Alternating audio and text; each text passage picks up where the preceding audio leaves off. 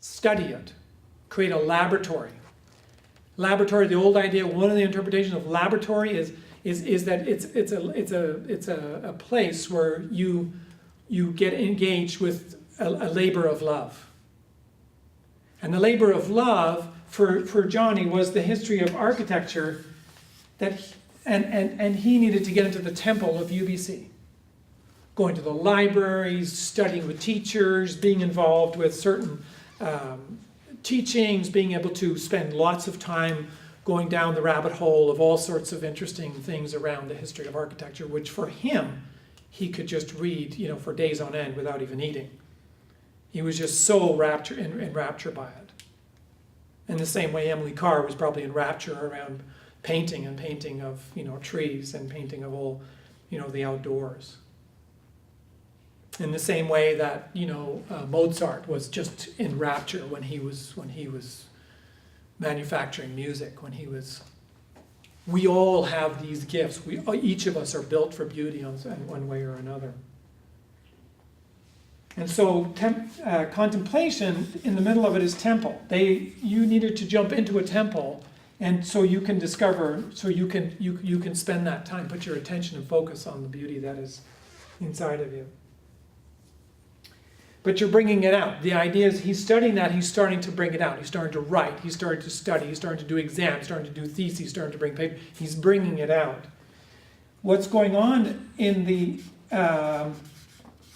according to the ancients, they said that you have to develop a very deep intimacy with your particular brand of beauty, whatever that is. And when they mean intimacy, not talking about just what we think in the modern day as sort of a relational beauty, somebody, an intimacy with a friend or with a lover. We're not talking just about that. They talk about intimacy in terms of eros. Eros, the root of erotic. We tend to get down the rabbit hole of erotic, around sexual, around all sorts of pornography and whatnot. But real, when you come back to the root, eros is the connection with life itself. How it is that we're pulled in by a baby's cry, or by a flower that grabs our attention, or a sunset, or a sunrise. The whole world is built around this eros. And the old myth, Eros and Psyche. Eros and Psyche, we all have a psyche. We are built for something. Eros and Psyche is about us developing a very intimate connection with the beauty. Some people say psyche is beauty. Some people would say beauty is not psyche. You track this in history, it's phenomenal what you uncover. But what you have to get, and what you're going to see in a minute, is that you have to see the beauty inside your body.